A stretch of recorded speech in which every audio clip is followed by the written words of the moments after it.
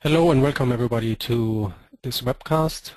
Today we will hear a presentation from Valentin van Hoyle from KU Leuven and Materialize about the prediction of in vivo knee kinematics.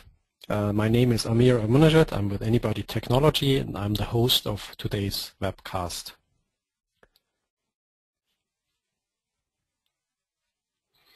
So about the schedule for today, I will start at the beginning to introduce a little bit what and who is Anybody. Then I will hand over the microphone and the screen to Valentin van Hoyle. Then she will present the paper Evaluation of Predicted Knee Kinematics and Ligament Length Changes by Force-Dependent Kinematics in Vitro. At the end, we will have a live questions and answer session. That means you can ask questions during the whole presentation and we will try to answer them as good as possible either during the presentation or live afterwards. So you will see on the right side behind this little orange arrow questions box, so you can type in your question in here, and either I or some of the other panelists that we have right here next to me, we will answer those questions immediately via in this questions box, or if it's possible, we will try to ask Valentin at the end of the presentation if you can try to explain those things in more detail.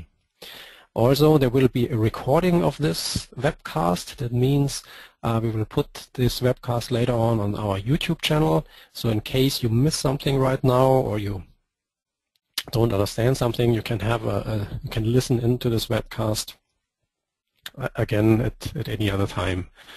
Also, we will give a handout of this presentation as a PDF, so you can also read what has been presented here. So I will start now a little bit to introduce Anybody itself. So first of all, who is Anybody? So I'm working with the company Anybody Technology. We are a company in Aalborg, Denmark. We also have an office in Boston in the US. We develop the Anybody modeling system. It's a musculoskeletal system, and we provide licenses, training, support, and consulting project in the very broad area of biomechanics. That brings me to the applications of Anybody. So Anybody can be used in many different areas. So if you start here on the top left side, so you can analyze certain work environments or assistive devices in an occupational area to see what is the best work environment, place, or device. You can do, if we go switch here a little bit to the right, you can we can analyze products, so we can design and optimize products so that they fit very well to either individual subjects or then to more general population groups. So for example, you can optimize a wheelchair, a bicycle, sport equipment, but also medical devices, of course, so that they fit perfectly to subjects. Anybody is also used very often in an automotive area or in general ergonomic area to do analysis and documentation of what's going on inside the human body during certain tasks, like in here ingress egress out of a BMW sports car. If you go to the lower right side, Anybody is also used for surgical planning, for evaluation and failure analysis of surgeries and also of implants. So this is a very active field right now, and also what the presentation today will go a little bit in that side. And then Anybody is also used very often to provide physiological load cases for finite element analysis. I will explain it a little bit more later.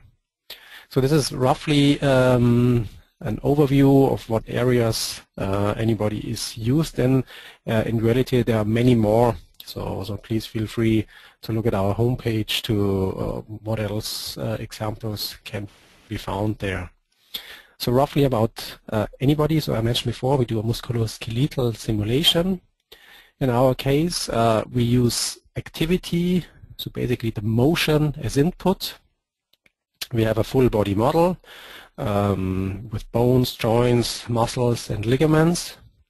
And then we compute, basically the output is then for muscles and joints, forces, muscle activity, power, also joint forces, moments. So what's going on inside of the human body. This principle is called inverse dynamics. So we do inverse dynamic analysis. Once again, input is motion and, if available, external forces. So for example, if you have from a gait lab someone recorded walking, climbing stairs, or any kind of activity, so you can use that recorded data in form of markers, or also if you have certain acceleration suits, so like the Exxon system, something that can be used. And also if you record ground reaction forces, you can use it as well as input. However, there are also chances in anybody to predict those forces yourself. On the other hand, if you don't have a gait lab, or if you don't have recorded motion, you can also define this motion by joint angle input, so you can define the motion yourself. About the output again, so we compute muscle forces, joint reaction forces, moments. We can also compute the interaction force, so between the human and an environment. This can be, for example, a subject sitting on a chair, but it can also be predicting the ground reaction forces while walking. On the right-hand side here, you see a screenshot of our full body model. It's the most sophisticated model, musculoskeletal model out there at the moment. Just to give you some numbers, so we have more than 1,200 muscle fascicles in the model at the moment. For example, the detailed foot model that we have available was developed in over 3 man-years. Something similar is for the lumbar spine region and so on. So this is the most sophisticated model that you can find out there. So I said we use inverse dynamics as principle. However, there's also the option to use a different kinematic solver, which is called in our system force-dependent kinematics. So basically on a joint level, you can free up certain degrees of freedom and have the modeling systems, or the anybody modeling system, compute also the joint kinematics. And I'm not going into detail there. So you can find a webcast, a previous webcast, or there have been actually several previous webcasts. One of them was a couple months ago by Michael Skipper Anderson. He explained this force-dependent kinematics a little bit more in detail, and also later on we will have a little bit about that from Valentin.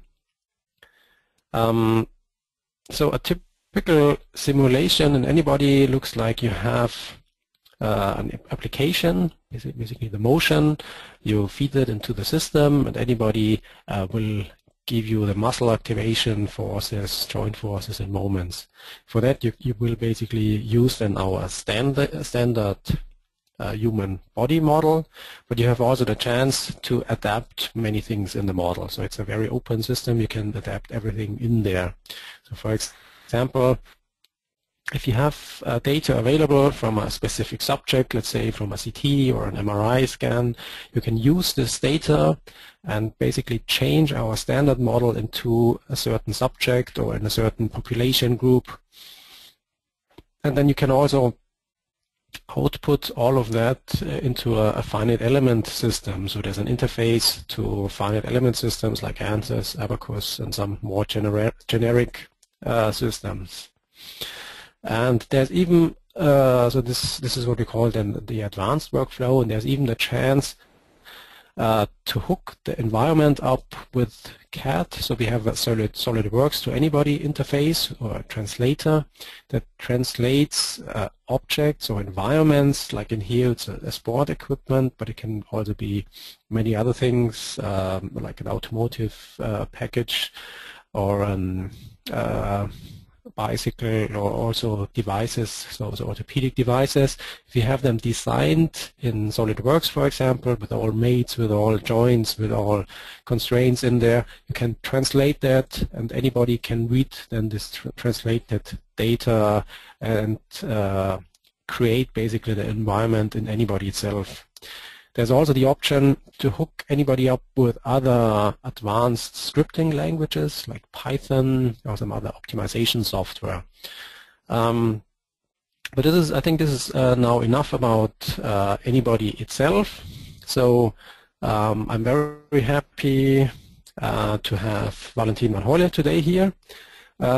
She did a master's from 2006-2011 at KU Leuven in biomedical engineering.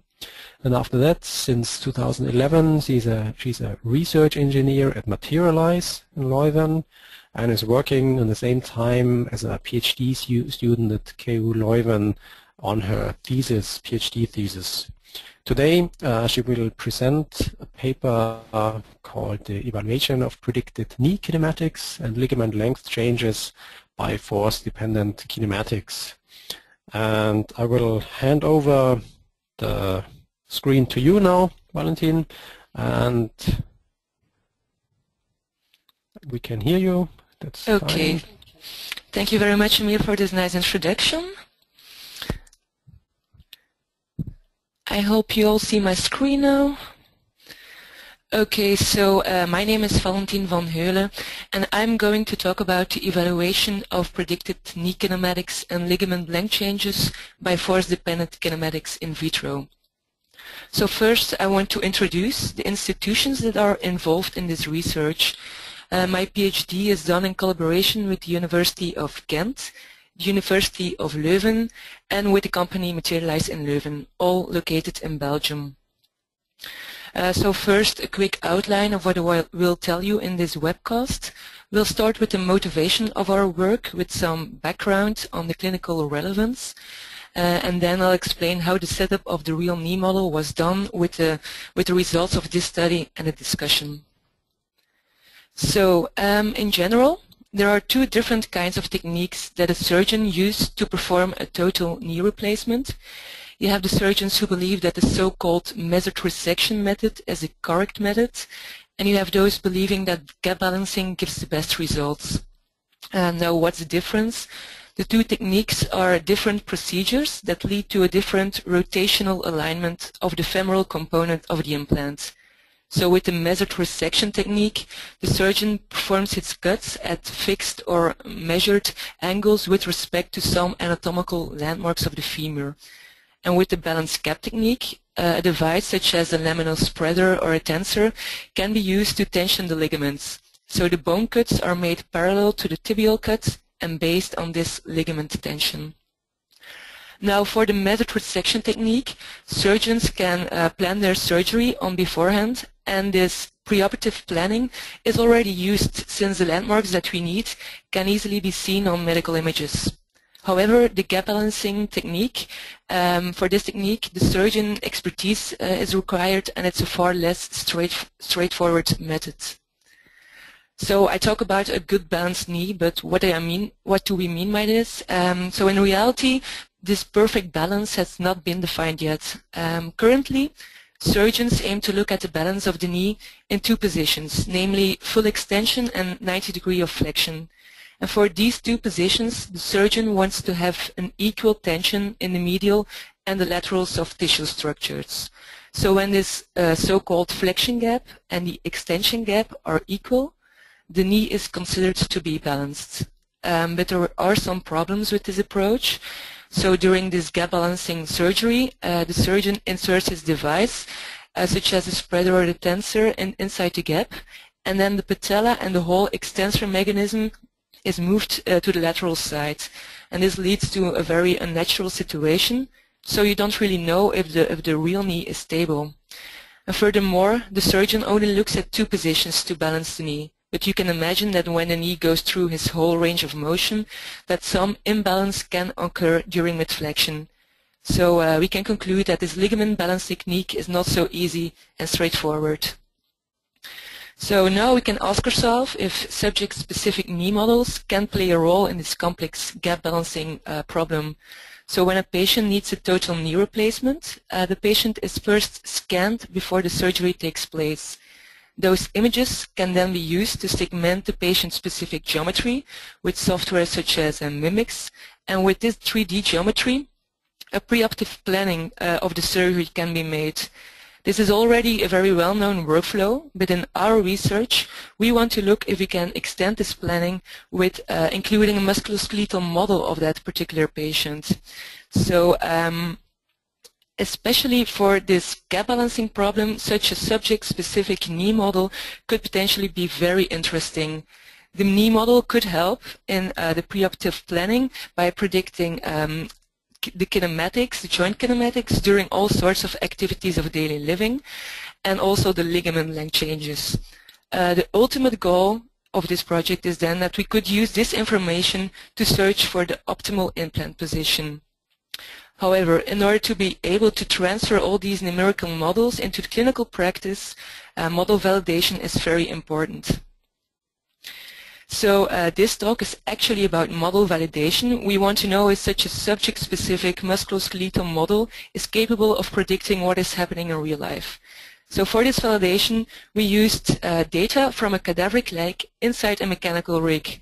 And this data was previously obtained by one of my supervisors in the University of Ghent in 2009. So what I did was use his experimental data to build my musculoskeletal model. And this knee model is able to predict the knee kinematics and the ligament lengths, and we compared this computed output with the measured data. So for the measured experimental data, we could use the cadaver data inside the mechanical rig. This so-called oxygen rig is a mechanical system with a femur and a tibia rigidly fixed inside containers. The system can simulate a deep knee bend where the knee is flexed from nearly full extension to 120 degrees of flexion. 2 constant force springs of 50 Newton each load the hamstrings on the lateral and the medial side of the tibia. And then a squat motion can be performed by moving the artificial hip segment vertically while pulling the quadriceps muscle actuator. Now on both tibia and femur, passive optical reflective markers were attached, and throughout knee flexion the 3D coordinates of these passive markers were tracked. And so we know the experimental measured knee kinematics. And in addition, the relative position of all important landmarks on femur and tibia were also computed. For instance, the distance between the ligament insertion points on femur and tibia was used as the ligament length at any given position in the flexion arc of the knee joint. So from this mechanical rig, we have the experimental knee kinematics and the ligament length changes during deep knee bend for a cadaveric knee. That's for the kinematics. And now how did we came up with the knee model itself?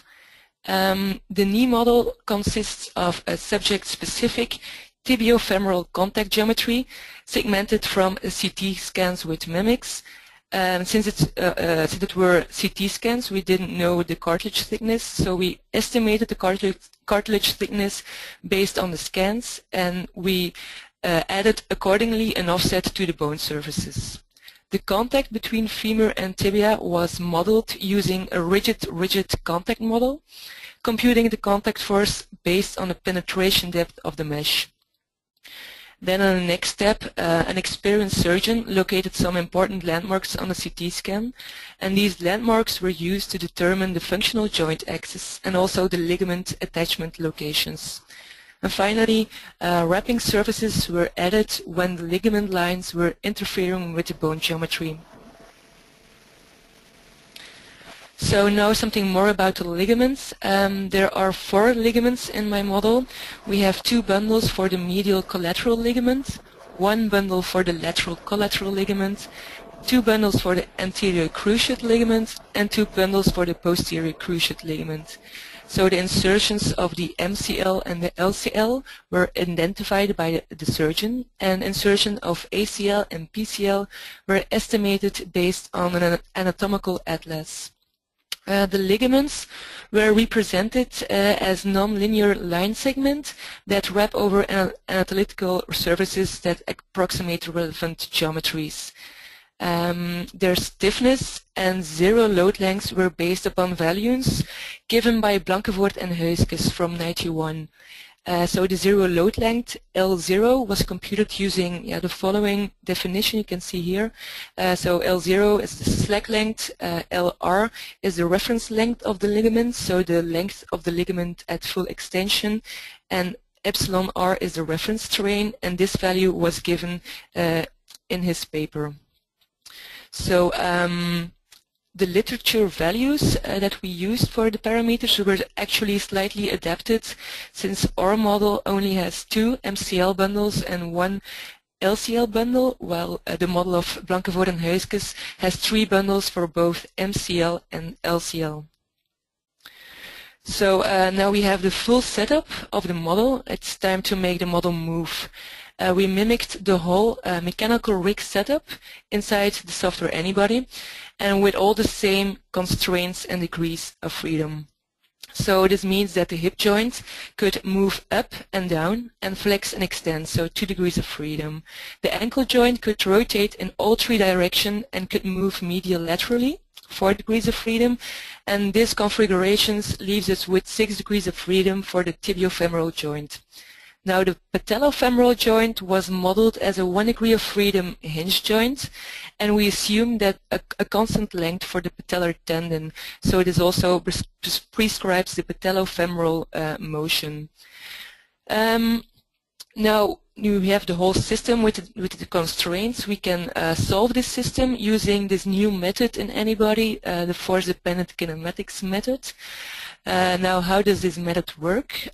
We can consider the unknown secondary motions in the knee joint as small.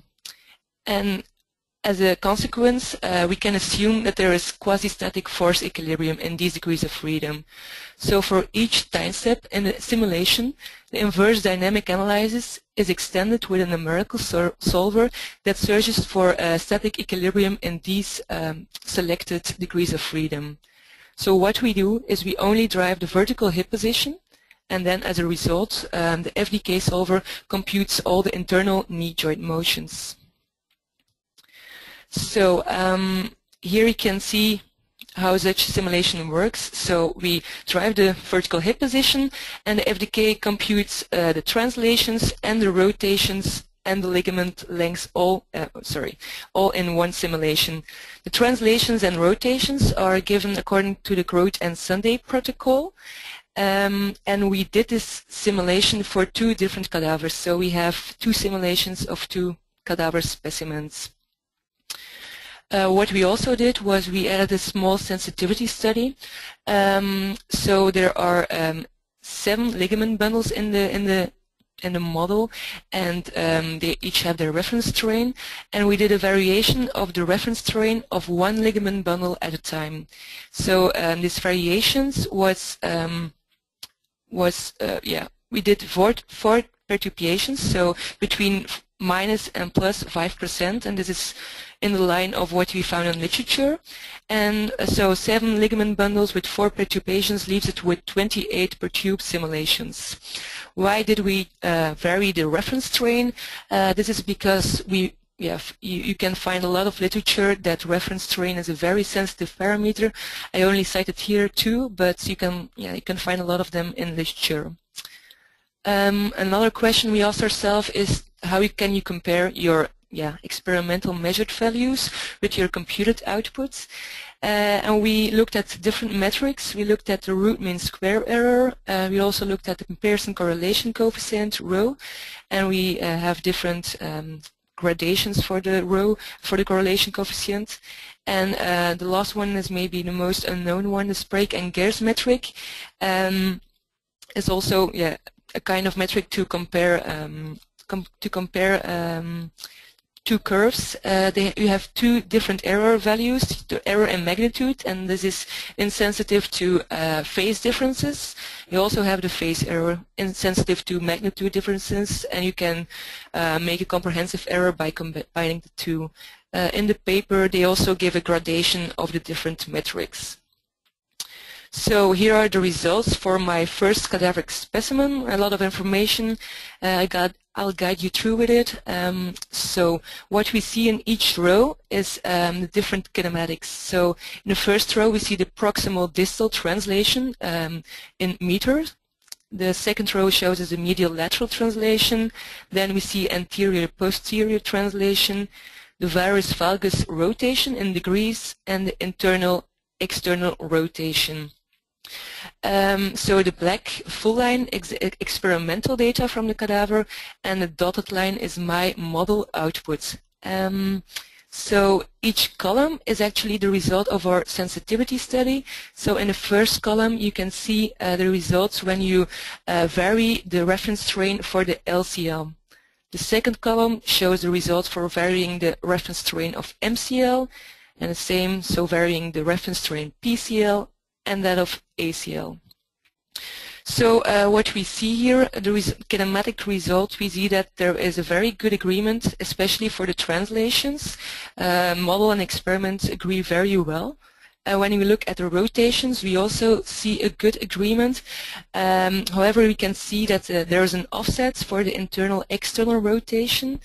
An explanation for this can be that we used the reference strain values from literature. But we see that reference strain value is actually a very important factor for this internal-external rotation.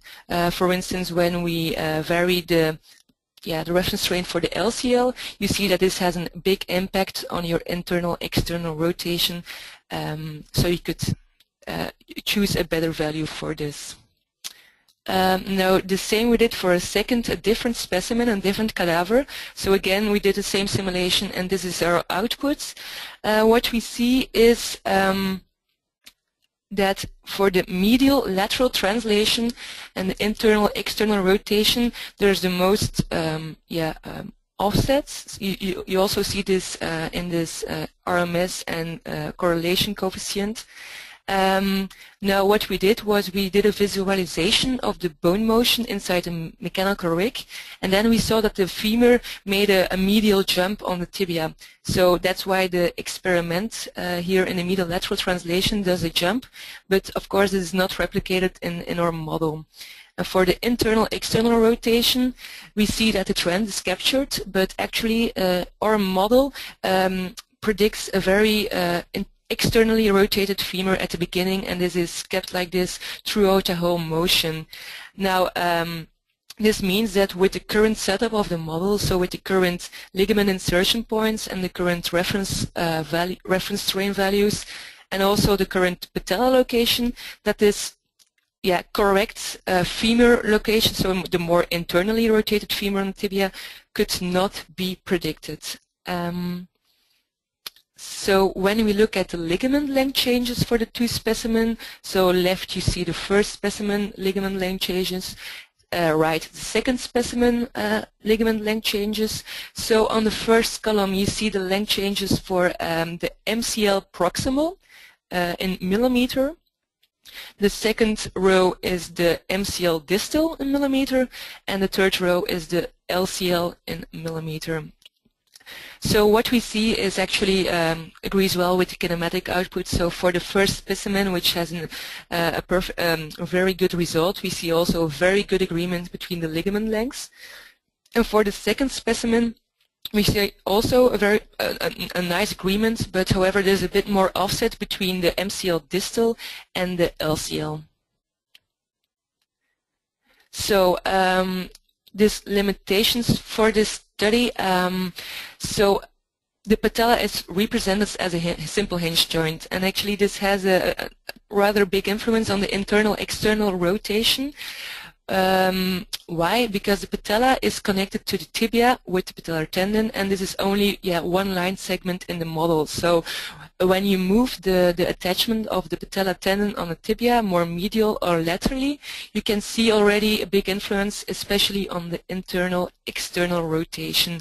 And why is it? Because during the squat motion, the quadriceps is pulling, the quadriceps muscle is pulling on the patella, and this muscle actuator pulls up to 1000 Newton at the patella, and this is transferred to the tibia. So when it's flexed and 1000 Newton is pulling, this has a big influence on your rotation.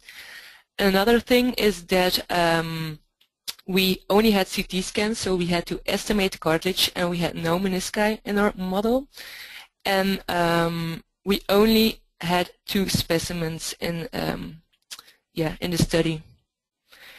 So to conclude, we can say that the translations show a really good agreement. We saw that rotations are more sensitive to model variations like this patella tendon location and reference terrain, and we can also point out the importance of subject specificity. We see that the slack length and ligament insertions are very sensitive in a model. What we could do is do laxity tests to first tune these parameters instead of using literature values. And a second thing, what I already mentioned, is the patella location, that you could make more subject specific by not assuming a hinge joint, but also making the patella force dependent. So I would like to thank you all for your attention. I would also like to acknowledge the IWT for their funding. And now I'll give the word back to Amir. Thank you, Valentin. That was a very interesting presentation. The results are very good. Let me see. Okay, my screen is back on. So first of all, I want to thank you, of course, and all your co-authors for presenting here. The results look very promising, so you could really successfully compare the model to the results from the Oxford RISC in terms of joint kinematics and ligaments. I understand that there are a little bit more work to do in terms of patella, but I think it's a good validation so far, and I think it could also lead to limit or maybe even replace the amount of physical cadaver tests that are ongoing at the moment. So it might be a lot easier to do such simulations. So I see we have a lot of questions ongoing from the audience. That's a good sign. Means that we have that the topic is very interesting and the presentation was very interesting. So before we move on to that, I just wanted to announce that in a couple of weeks from now, so in 3 weeks from now, on December 4th, we have Dr. Laurent Sins from ETS Montreal in Canada give the next webcast, and it's about musculoskeletal shoulder model. So Laurent, she did her PhD in the area of shoulder modeling, looking at different implants, and she has done some amazing work there, published a couple of papers, and so in early December she will present her work, and we'll have the chance to see what she did over the past years, and also there's the chance for you to ask her some questions if you're interested in the area. So please join us for this next webcast. So once again, so if you have questions, please feel free to type them in here. So we will try to answer them right now, or some of my colleagues will try to answer them typing in the answer. There are many ways you can find out more about anybody in general, so if it's not about this specific model. So if you go to our homepage, anybodytech.com, you will find events where we are, so you can see where we are. We are traveling around quite a lot, so you can talk to us physically. You see the dates in there. You see also, it's very interesting, we have a publication list online there. You can see what other researchers have done in the past. So if you're interested in knee modeling, you can have a look here and see who published what in this area in terms of knee modeling. We also have a list of all previous webcasts there. On the other hand, so we have a community, the AnyScript community, with their own homepage called anyscript.org, with a wiki there to address certain areas and answer questions there, and also a forum where you can post questions if you have any technical questions there. And then once again, we have a YouTube channel, so this webcast will be uploaded there hopefully tomorrow or early next week, so you can re-listen and look at this webcast, but there are also other webcasts and other videos and help and demos and many things. So in case you feel or you have a question later on, you don't remember that, or you don't have a question right now, and you think tomorrow, a different day, that you want to ask us something, you can also write an email to inquiry@anybodytech.com, and just we will forward it to either Valentin or to the responsible persons in there.